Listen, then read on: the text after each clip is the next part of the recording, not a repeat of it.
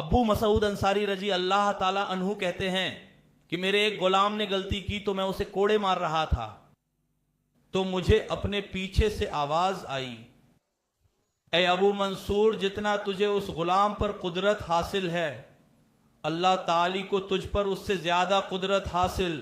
कहते हैं पलट कर देखा तो नबी करीम सल्लल्लाहु अलैहि वसल्लम से तो खौफ और दहशत से रूप से कोड़ा मेरे हाथ से गिर गया। मैंने कहा या सल्लल्लाहु अलैहि वसल्लम गवाह रहिएगा, मैंने अपने गुलाम को आज़ाद किया। सरकार ने शाहिद फरमाया अगर तो उसको आज़ाद न करता तो जहन्नम में जाता। नबी करीम सल्लल्लाहु अलैहि वसल्लम ने हमें समझा दिया कि अल्लाह ने आर्थिक और हमें अस्थाई शक्ति दी है। अस्थाई शक्ति का मतलब असली शक्ति अल्लाह की है।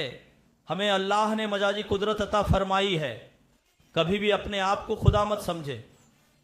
दावे खुदा होने का कोई नहीं करेगा, लेकिन कभी कभी हमारा तरीका सामने वाले को हीन और कमज़ोर महसूस कराना और साबित करना दिखाई देता है, जिससे हमने अपने आप को बहुत बड़ा शक्तिशाली समझ लिया है। इतना कि अब अल्लाह भी मेरी पकड़ नहीं कर सकता। तरीका यह दिखाता है। इसी में सभी बैठे हुए लोग थोड़ा सही हो जाएं। जो अपनी बीवी से थोड़ा नमक या मिर्च ज़्यादा होने पर उन्हें नाक पर घूंसा मारते हैं, थप्पड़ लगाते हैं और कहते हैं कि तलाक दे दूंगा, छोड़ दूंगा, घर छोड़कर आ जाऊंगा, ताकि तुम्हें अपनी औकात पता चले। जितनी आपको उस पर क्षमता प्राप्त है, उससे अधिक अल्लाह को आप पर क्षमता प्राप्त है। हमारे पास मनसिब होता है, कोई बेचारा गाड़ी के आगे भी आ गया, हम गार्ड से कहते हैं अतर को उसकी पिटाई करो। मैंने दृश्य देखा नहीं, मैं रुका नहीं। एक बार किसी ने वो टेक किया होगा किसी गाड़ी को, लैंड क्रूजर को, फिर लैंड क्रूजर वाले ने आगे बढ़ाया, उसके पीछे गार्ड बैठे हुए थे। वो बाहर आया और उसने वो छुरी निकाली जो अंदर होती है। फिर वह दृश्य मैं देख नहीं सका क्योंकि रोकने पर भी सक्षम नहीं था, तो मैं चला गया। उसने उसे मारा होगा और वह लड़का उतरा। वह किसी बड़े साहब का बेटा होगा, गार्ड गन्ने लेकर खड़े हुए हैं सामने। वह क्या करेगा? पिटने के अलावा कुछ नहीं करेगा।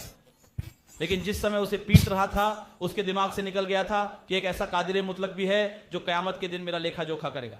एक सहाबी नबी करीम सल्लल्लाहु अलैहि वसल्लम की खिदमत में आया, रसूल अल्लाह, मेरे गुलाम गलतियां करते हैं, इस पर मैं उनको सजा देता हूं, तो मेरा और आखिरत में उनका क्या मामला होगा? रहमत कुलीन सल्लल्लाहु अलैहि वसल्लम ने फरमाया कि तेरी मार तराजू के पलड़े में रखी जाएगी और उनकी गलतियां दूसरे पलड़े में रखी जाएंगी। अगर गलती और मार बराबर है तो ना लेना ना देना। अगर तेरी मार कम है, गलतियां ज्यादा हैं, तो उनकी नेकियां तेरे नामे अमाल में डाली जाएंगी। और अगर तेरी मार और सज्जत ज्यादा है और उनकी गलतियां कम, तो तेरी नेकियां निकाल कर उनके नामे अमाल में डाली जाएंगी। तो वह सहाबी रोते हुए वहां से रुखसत हो गए। मेरे बच्चों, जो कमजोरों को देख के उनके दांत तोड़ देते हो, नाक फोड़ देते हो और कारनामा बयान करते हो, अपने तो 5 के दांत तोड़े हैं, कोई एक बात कह दे अपने तो 7 मसलों को खंगाल देते हैं, कौन सा कमाल करते हो? हमारी बहनों को भी समझाएं, जो कुछ समय सास होकर पूरे घर पर समझती हैं कि बेटे सब फर्माबरदार हैं, बहू में जैसा मर्जी जुल्म करो मैं कर लूं। कुछ बहुएं ऐसी होती हैं जो बहुत चालाक होती हैं। पड़ोसी देश के नाटक देखकर उन्हें पता चल गया है कि सास को कैसे नियंत्रित करना है और पति को कैसे अपने पीछे लगाना है, कैसे अपनी झील जैसी आंखों और सांप जैसी जुल्फों को हिलाकर पति को अपने कदमों में गिराना है, यह उन्हें मालूम होता है। वो सास पर जुल्म कर रही होती है, बेटे को उसके खिलाफ खड़ा कर देती है। बेटा सीना चौड़ा करके कहता है, अम्मी आपने मेरी बीवी को रुला दिया।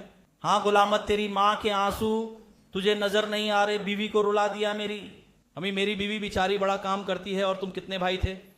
8। तेरे बच्चे कितने हैं? अभी तो पैदा भी नहीं हुए। वो हामला बीवी है। तेरी माँ ने 8 बच्चों की सेवा की, वो तुझे नजर नहीं आया। आज अपनी बीवी के बारे में कह रहा है, शर्म नहीं आती? डूब मरने का मकाम है, माँ दूसरी नहीं मिल सकती। बीवियां तो सैकड़ों मिल जाएंगी, याद रखना। ये खराबियां चल रही हैं। क्यों? आदमी के अंदर जोर आता है, वो समझता है कि मैं कादिर हो चुका हूं। अल्लाह ताला की शक्ति से नजर हटती है और तबाह हो जाता है। अल्लाह की शक्ति परिपूर्ण को मन में रखें।